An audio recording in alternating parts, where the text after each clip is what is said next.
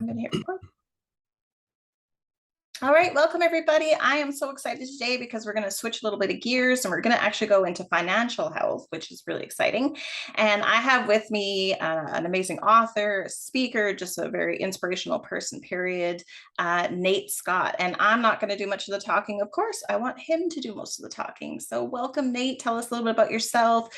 Where do you live? What are you known for? And what are your areas of expertise? Well, hello, Chrissy. I'm so delighted to be here with you. Thank you for the opportunity to connect with you and your amazing audience. I am originally from a small town outside of Savannah, Georgia, and I grew up in Savannah with the idea that I wanted to play college basketball. And when my basketball scholarship fell through coming out of high school, I turned down my academic scholarships and enlisted in the Army. And within that time, as soon as I got to my unit, I immediately enrolled in college courses, continued to play sports. And as a result of that, one of my professors, her husband was a West Pointer. She knew my company commander, and they approached me about the idea of going to West Point. Now, Hmm. that was a great recognition for me. It was also very interesting because I had no interest in going to the academy. But as the opportunity was presented, I truly wanted to seize the day, carpe diem, and so I made a decision that they were going to help me with paperwork and saw something in me to encourage me to apply. That I would do my part to follow through with the opportunity. Well, around that same time, um, a life changing moment took place, and this is when my first sergeant, who's a senior non commissioned officer in the military, gave us the word that we were going to be deployed to serve in combat during Operation Desert Storm. And as you can imagine, getting an announcement like that, something totally not expected, but truly the heart of my job, was really life changing for me as a teenager. And so, as a teenager, I find myself serving in Operation Desert Shield, Desert Storm, and it was the first time in my life that I really understood the importance of preparation, instruction, and guidance. And although I had fear, what I said was, Lord, if you allow me to make it back, I'll never waste a day of my life. And Mm. so I've dedicated my life to fulfilling that vow. And it's evolved into a phenomenal career, not only in the traditional sense, serving in the military and then transitioning into the civilian world and working in the corporate setting, but also as an entrepreneur, because it was truly about being able to live out that vow. And the last thing I'll tell you that it has culminated into a life that has started initially as an entrepreneur, as a personal trainer. From there, I started teaching people how to apply the habits of physical fitness to their life. Then I did my MBA at George Washington University, started teaching people how to apply the habits of physical fitness to business. From there, my financial planning background is from Georgetown University, started teaching people how to apply the habits of physical fitness to personal finance. And inevitably, I've realized that I have a process that's very deliberate and that gets results in helping people to live in fullness every day, spiritually, mentally, emotionally, relationally, physically, and financially. And my message is one of faith that's focused on helping a believer to walk out that which they say they believe. It's not religious, it's just about a spirit or a mindset around faith and a higher power that says, if you believe this, then your actions must represent your expectations.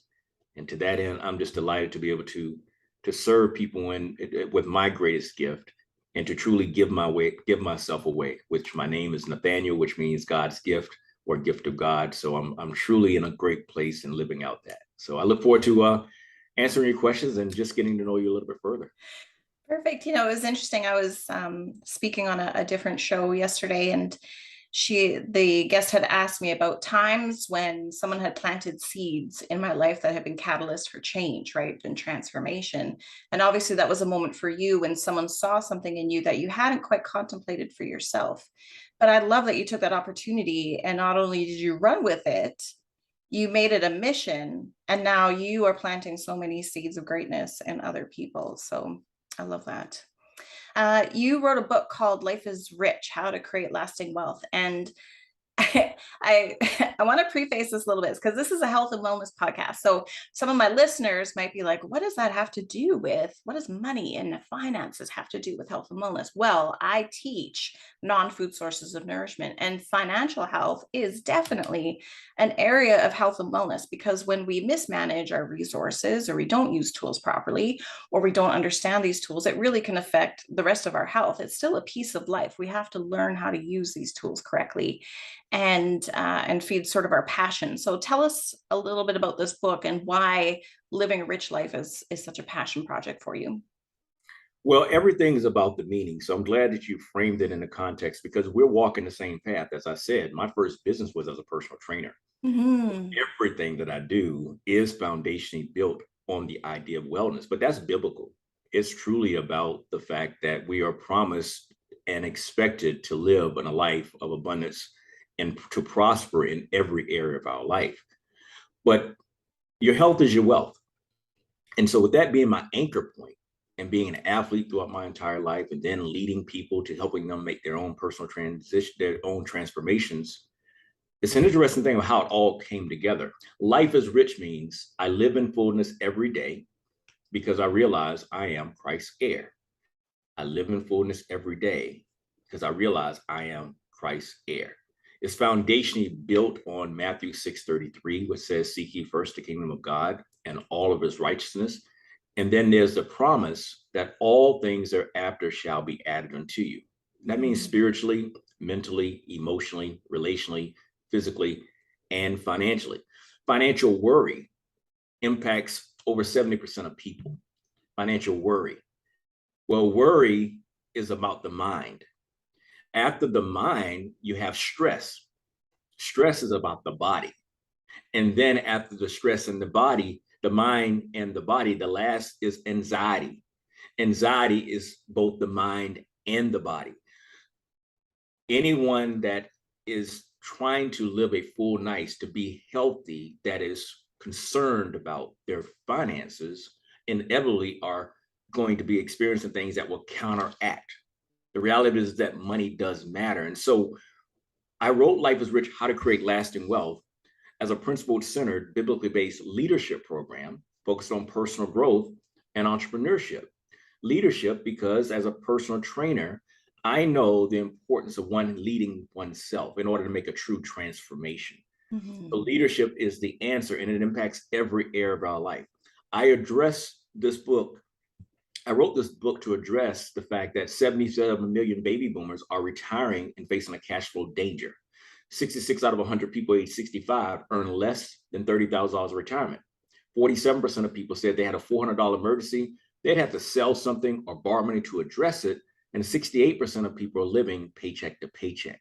I wrote it because it's about how to think versus what to think, because that was the methodology in which I used in taking my soldiers into battle, knowing that if I got killed on a battlefield, the mission still has to take place. So it's a Socratic method of teaching. I excel at teaching people how to think versus what to think. Every chapter begins with scripture, but then I say, so what? How do you take God's word and apply it on a daily basis? Mhm. When it all comes together, it's not about money, it's about wealth. Wealth is about time. How do you get your time so that you can truly enjoy a stress-free life? How do you get your time so that you can truly enjoy those things that you must do in order to be healthy? How do you do that if you don't have the money in place? So I address the cash flow danger versus about net worth and investing for the long term. I'm looking at it from the vantage point of how do I take a person and help them to prevent or overcome financial worry. And I do that by giving them a game plan that's based upon preparation, guidance, and instruction in order to create the cash flow that will allow them to sustain life, whether or not they're working a full-time job currently, or if they've transitioned into a next season of their life. But it's really in place so that people that are going through life transitions, and primarily women, be it divorce or outliving a spouse, or maybe taking care of adult children or their parents, or just entering to the workforce and facing a wage gap. All those are the types of issues that I label as cash flow dangers that no one is talking about, because we get roped into this idea of putting away money, but not really understanding that cash flow is a thing that we're going to need in order to sustain ourselves, whether or not it's up or down economy. And the timing of it couldn't be more pressing than now. So maybe can you expand a little bit on that? So cash flow versus putting away, because a lot of people I know are saving, but they're still sort of broke day to day to day. So can you explain what you mean by creating cash flow? Yeah, so you have two income statements. You have an income statement and you have a balance sheet. Mhm. When you look at the income statement, you're looking at income and expenses. And if you know of a book called Rich Dad Poor Dad by Robert Kiyosaki, he speaks Mhm. about the different flow of money of the poor, the middle class, and the wealthy. I saw this back in 2001, and it forever changed my life in this diagram, because it caught me at a time in which I was transitioning from the military. And after reading the book, 90 days after reading it, I went out and acquired over $1 million in assets in 90 days. It's what laid the foundation for my first million at 32. And so this diagram is simply this. It goes, the cash flow for the poor is income to expenses, then out the window. Income, expenses, out the window. So you have people living paycheck to paycheck. That's what that looks like when you look at it visually. The income of the middle class, people think they are in better position because they have things such as the car, they have the home, they have the college degree. But what they really have are things that have been financed. So you have income to liability. Liabilities are your loans. Income to liability. Every liability has a monthly expense. So the flow of money for the middle class is income to liability to expenses, then out the window. Income, liability, expenses, out the window. That cycle right there is what most of the population faces. And what that happens is then as things happen, such as inflation or job loss or market downfall, it really starts to pinch, because now people are looking to try to save, but you can't save your way out of your financial circumstance. It's a matter of debt. If you're trying to save and you are facing in rising inflation, then what's happening is your money is actually going backwards. And so you're not actually talking about, you're saving and getting less in savings than the inflation rate going up. And that's the part that most people just are not aware of, because as a society, we're financially illiterate. The income statement for the flow of money for the wealthy is quite different. And this is where the whole idea of cash flow versus putting away money for the long term is income to asset, to create more income, to create more assets, to create more income. The asset is that thing which makes you money. The asset is something that you can look at with the expectation of it going up in value or producing revenue that will allow you to put more money into your household that you can then use to spend. So the lesson that I'd give to everyone here is about getting control over your behavior, because finances are 80% behavior, 20% know-how. I call it having a pause button. Regardless of where your circumstances are right now, you want to really get an assessment of where you're at, and then get clear about how your money is flowing currently. And if you can reroute, if you're willing to reroute, not if you can't, if you're willing to reroute your money to the asset column, even if it's uncomfortable, even if it means delaying paying a bill because you have an opportunity to have something produce something, then that's what you want to do, because you want the flow to be a circular flow. Income to asset, to income to asset, to income to asset, to income to asset. And that ends up being that cash flow cycle that as it comes back around, you can pay towards bills or pay off bills, but you've got something continuing going. So whether or not it's an up economy or a down economy, you live off of cash flow, not a lump sum. You're not living off of your house being worth $1 million. You're not living off the fact that you're a millionaire because your balance sheet says you're a millionaire. What type of cash flow do you have? Because I would rather teach you how to create a $1 million lifestyle of $5,000 a month for life than try to help you to get to 1.2 million when I know you don't have enough income or enough time, or you can't get a great enough return. And that's what I saw as a former financial advisor, that people were following that plan and had no realization that they needed 1.2 million if they said they wanted 5,000 a month, or 2.4 million if they needed 10,000 a month.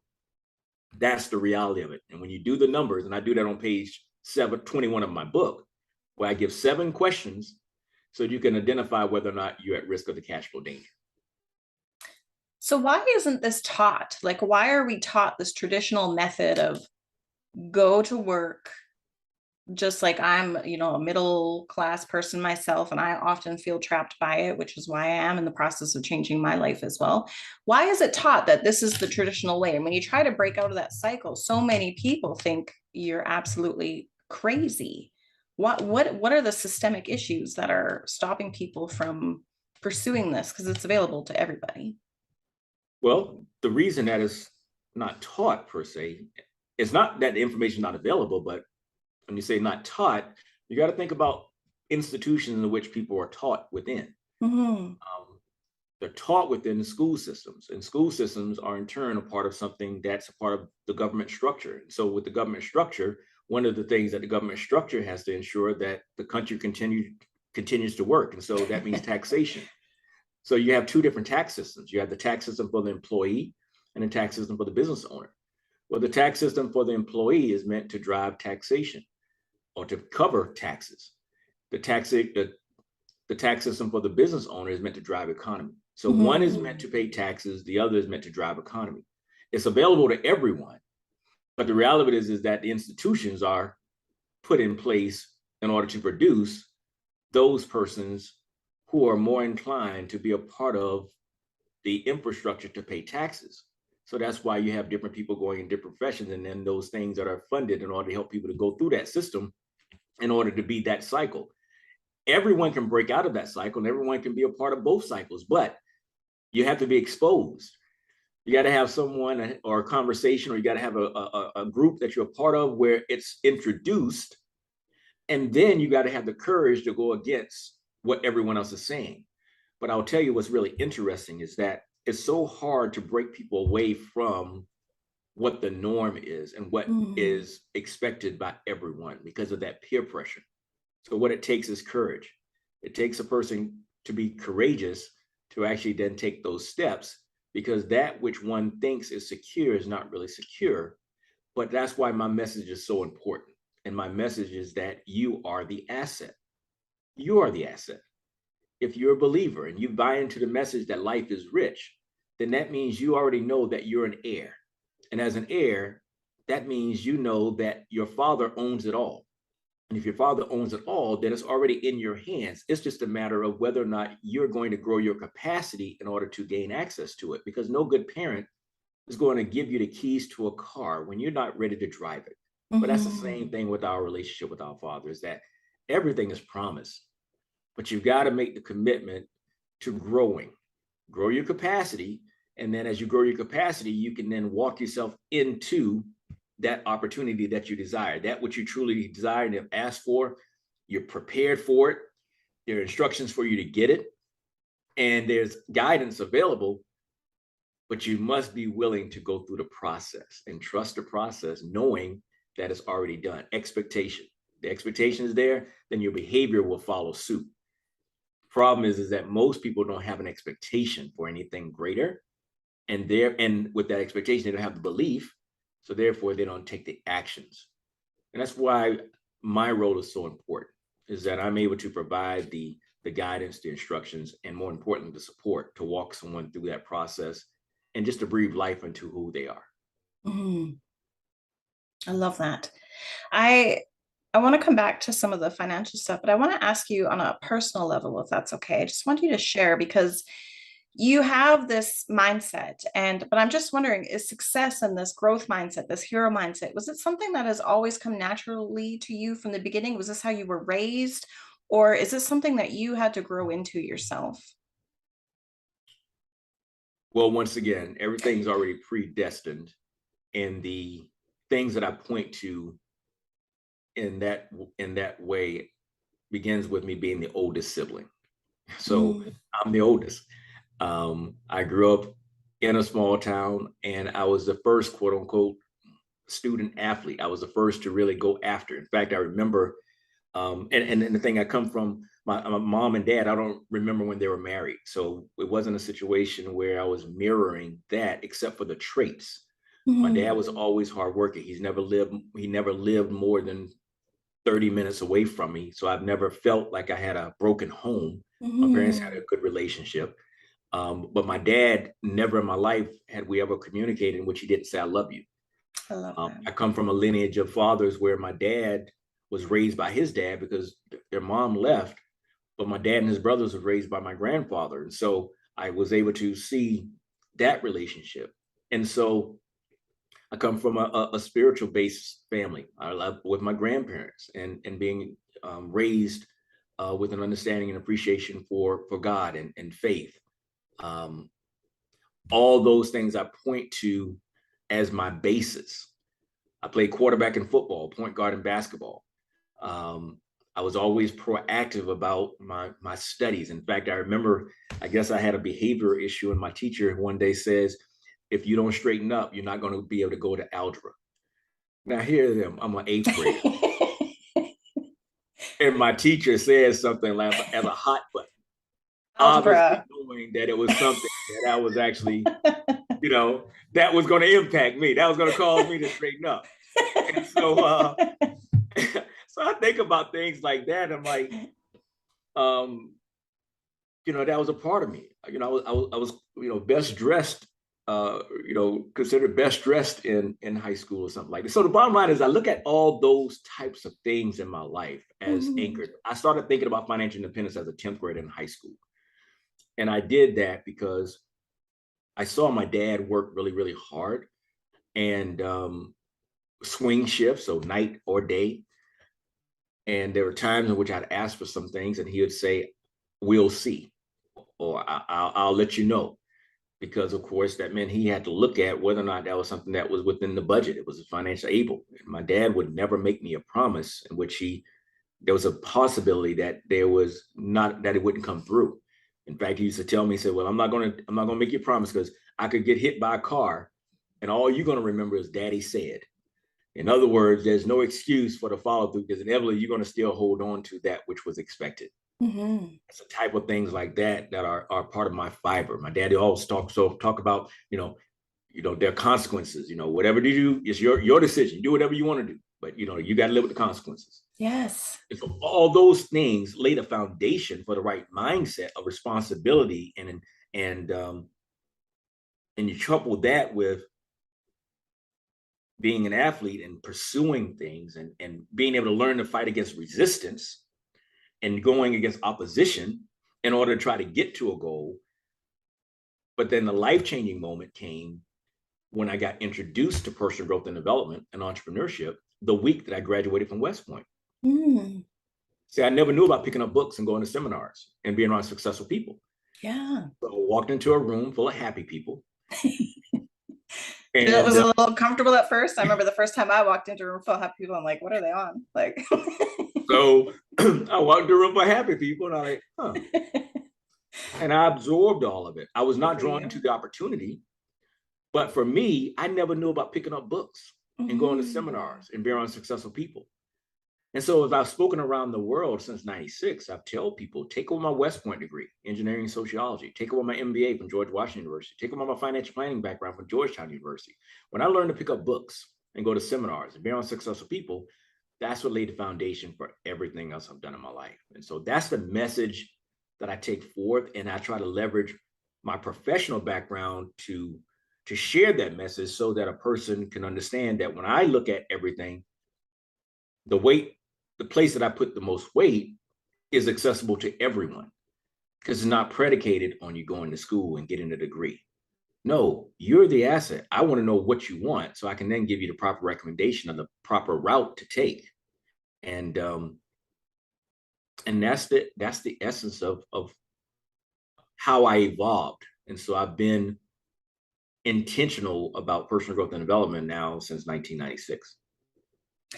From your story, though, I think, I mean, it became official then, but from listening to you speak, I think that's always been a part of you, because it looks like what you've done is you've always been a keen learner, observer of behavior, and taking the positive messages out of any interaction that you had, like to take the important lessons and then to be able to transfer them to other situations. I mean, that's the skill of a learner, right? Like you were a great leader, but you also have a great following instinct and following the right things to follow. So copying the right cat, copying the right actions. So I think that's pretty incredible. What I would love to know, other than your own book, what book have you read that has impacted your life the most? What really made a difference for Nate Scott? Yeah, well, outside of the Bible, the book that I've read on a consistent basis since 1996 is The Seven Habits of Highly Effective People, Stephen Covey. Stephen Covey. Yeah, that book is my anchor and the thing that I point people to because of the importance of communication, the importance of habits. In fact, it led me to put something in my book that I call the Daily Habit Poem. And if I may, I'll share it with you. Yeah, please do. Yeah, this is important because I think that if you really listen to this here can be life-changing. And it says, I'm your constant companion. I'm your greatest helper or heaviest burden. I will push you onward or drag you down to failure. I'm completely at your command. Half of the things you do, you might as well turn over to me, and I will do them quickly and correctly. I'm easily managed. You must be firm with me. Show me exactly how you want something done, and after a few lessons, I will do it automatically. I'm the servant of great people and Allah's of all failures as well. Those who are great, I have made great. Those who are failures, I have made failures. I'm not a machine, though. I work the precision of a machine plus the intelligence of a person. You may run me for profit or run me for ruin. It makes no difference to me. Take me, train me, be firm with me, and I will place the world at your feet. Be easy with me, and I will destroy you. Who am I? I am habit. I love that. That's true. We are accumulation of what we do every day. And Stephen Covey is his whole book. I mean, the whole point of that book is action over words, right? It's not what people say, it is actually what they put into practice. Mm-hmm. That's the seven habits, right? They're actionable items. So back to the finances, what is the best advice you can give someone that maybe is currently wanting to shift their relationship with and their mindset towards financial freedom and living a rich life? How to gain that belief in themselves? Where would they start? And it's not, go back to the acronym, Life is Rich. My starting point, in order for me to really put a person in the best position to win, is to emphasize the importance of one's foundation. I do an exercise where I have people to draw a pyramid, and I say, I want you to organize these different elements based upon what you think is an optimal structure. So I'll say you have 6 aspects of your life. You have physical, mental, emotional, relational, financial, emotional, spiritual, mental, emotional, relational, physical, financial. With those, place them in the order that you think would represent your optimal life. When people do that, it gives me an opportunity to kind of see where they're currently at and to quickly identify where they're out of balance or where things are out of order. If a person is up telling me that their foundation is financial, well, then I can talk through, okay, well, let's think about the implications of that and what things you're going to experience if that's really your foundation. Same thing with mental or financial or spiritual. So what I do is I start there. I say the foundation is spiritual because from there, that's going to give you your sense of belief. That's going to give you where your anchor is at. And then from there, that's going to cause you to move into the mental space and then develop the right steps moving forward. Thoughts lead to feelings, lead to actions, lead to results. So once I get you started on the understanding of your spiritual basis, I can then say, oh, now let's go with your mental state, because you're now going to think and grow rich, which is another book that I recommend. You want to think about what you really desire. Go back to Covey, begin with the end in mind. Think about. So you're going to lay that out. And then once you have, if you have belief and you then know where you want, then you can then take those actionable steps and trust the process to grow your capacity so that you can then change your situation. The shortcut to that is mentorship, coaching, having someone that can actually help to walk you through that process. But as a general statement, you want to find things that was going to allow you to reduce your taxes, because that's your biggest expense. Mm-hmm. You then want to put yourself in a position to earn a profit because you're the asset. You want to be in control of that. And then you want to find a way to grow your money. And thus, where all three of those things can be covered with leverage. You want to know how to leverage knowledge. You want to know how to leverage time. And you want to know how to leverage money. If you do those things, then that will allow you to really shift your life in a 90-day window. Mm-hmm. That's excellent. So what does a wealthy day look like for a date? So tell me something like when you're living your greatest day ever. What are some of your greatest days? What are you doing? What are you enjoying? What are you spending time, money on? Yeah, it's truly a blessing in that I quote unquote financially retired at 32, which meant that I walked away from a traditional workplace because I had to be there, and picked up and moved to Jacksonville, Florida, sight unseen, when my daughter was born. Because that was my why. My whole driver was that if I ever had a family, I wanted to be around. That's what drove me to get out of the military, is that I didn't want to be back in combat and be thinking about someone else thinking about me. I was fine with me being fully committed as an infantry officer and ranger, but I didn't want to be in a situation doing my job and then thinking about people thinking about me back in the civilian world. And so that's the impact that 19-year-old experience had on me. And so I always was working always to the financial end to be that dad that was around. And so 2004, I had my daughter Nadia, and I looked at my numbers and realized that financially I was in a position that I had enough passive income coming in that I didn't have to stay in that job in order to continue on. So I was able to leave a great job, move to Jacksonville, Florida, get near Savannah, which is home, and get near the water, which is what I wanted because I'm an introvert naturally, and that's where I charge. So a perfect day for me begins with me getting up and going down and walking down to the beach, or going to the beach and just being there. I enjoy being able to, wake up and go for walks with my amazing wife, Andrea C. Scott, and the relationship that we have, and the blessing of having someone that I can truly do life with because of a common respect for one another. And I love experiencing just people. Last week is a real example of how fluid my life is. I had an opportunity to go to Phoenix, Arizona to finish up a year-long coaching program that I was a part of. And I wasn't sure if I was going to go. Wasn't leaning into going.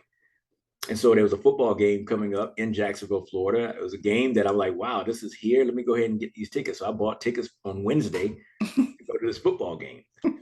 Went on my morning walk, even saw the billboard where it was showing, hey, the game this weekend. But I called a buddy of mine and we talked, and I said, you know what? I got this opportunity, but I know I should be going to my coaching program. It's the culmination event. It's the physical event. And I'm like, So I made a decision to go. I sold my game tickets, bought the flight and hotel, went out to Phoenix, participated in that speak off, came a semifinalist, 225 participants, first round, 75 people go to the first round, 30 people go to the semifinals. I'm one of those that will be going to the semifinals for this pilot TV show, The Great American Speak Off. And from there, I met some people, but one particular person, very successful. We really hit it off, learned that she was going to be speaking in Florida. She told me about a women's event. My audience are women. We were at an event talking about winning stages. So it was another opportunity that was presented where I'm like, do I want to do something like that? It's 3.5 hours away, yada, yada. Made a decision, to actually just drive, no plan except for just being in the space. Mm-hmm. Drove down there, hung out in the hotel lobby, um, sat at the bar, talked to a few people, made a few contacts. The next day, Tuesday night, they had a gala. So I left the hotel, went back to the place I was actually staying at. And as I drove up, there was a pink Cadillac. I took a picture of the Cadillac. I went ahead and parked, went back over to the conference center, spoke to the person who was hosting the meeting, and met another lady who was walking in and found out she was a business person, shared a little bit about me. She asked to exchange contact information. We in turn did that. I went back to my room, was in there, was like, why am I staying here by myself? There's something going on. This is not serving me. Went back over to the conference room. As soon as I walked into the room, someone recognized me. She was speaking and she stopped and was like, hey. I'm like, who is this? Well, come to find out, when they asked me to speak, this person actually has my book. Oh. She actually has spoken to me. I'm in a city that I've never been to before. I speak in a room of 14 women, my ideal audience, women entrepreneurs, Mm-hmm. and 10 of them got my book without me making a call to action, but only because of me sharing the message. And so, Chrissy, I'll tell you, the things that drive me, that just give me joy, are the opportunity to, like I said, those beach walks, my wife, my children, and the opportunity to make impact. I'm truly living out the message that life is rich, to live in fullness every day, because I realize I'm Christ there. So I wake up with an expectation that all I've got to do is bring myself to each day and just be open to the moment. Carpe diem, seize the day. I love that. And then having the freedom to act on those opportunities. It's incredible. Thank you for sharing that. So to close off, what's next for you? What's next for Nate Scott? What can people look forward to hearing from you or seeing from you? What's next? I'm singularly focused on actively promoting the Life is Rich message, which I haven't done. The trip out to Phoenix was a step towards doing that, and really reaffirmed the importance of my message and the impact I have on rooms.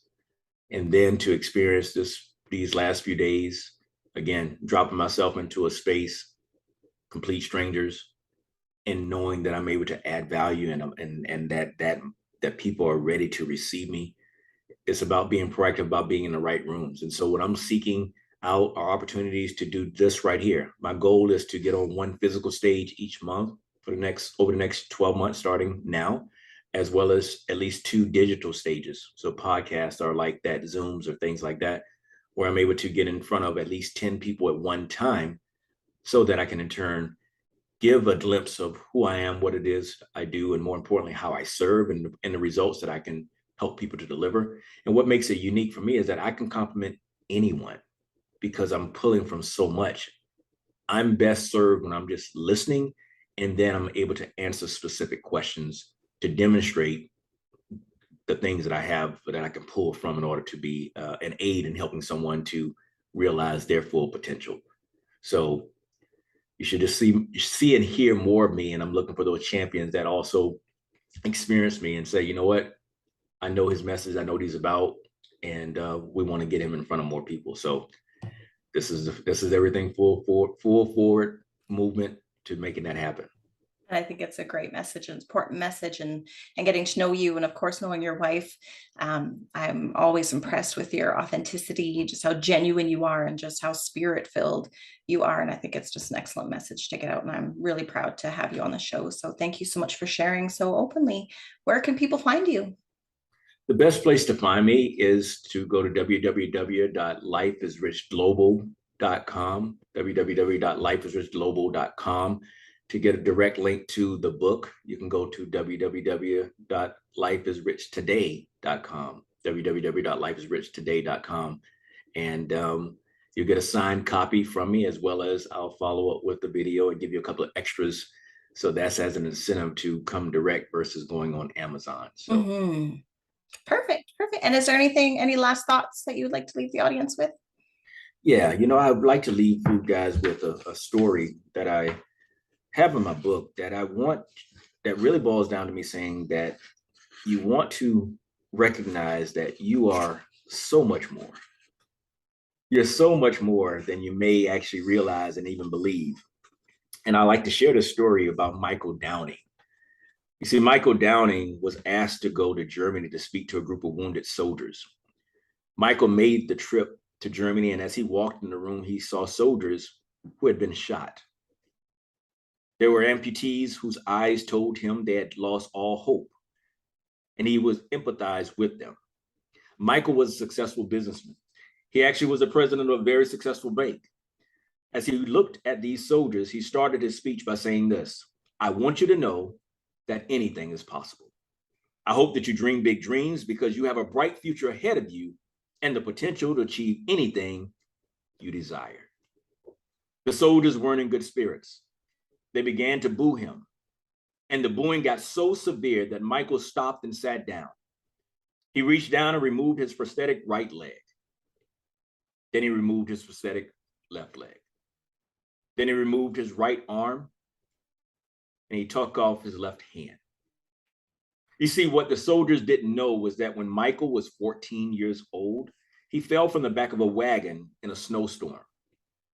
By the time his parents realized he was missing and came back to get him, he had severe frostbite, requiring the amputation of both legs, his right arm at the shoulder and his left hand at the wrist.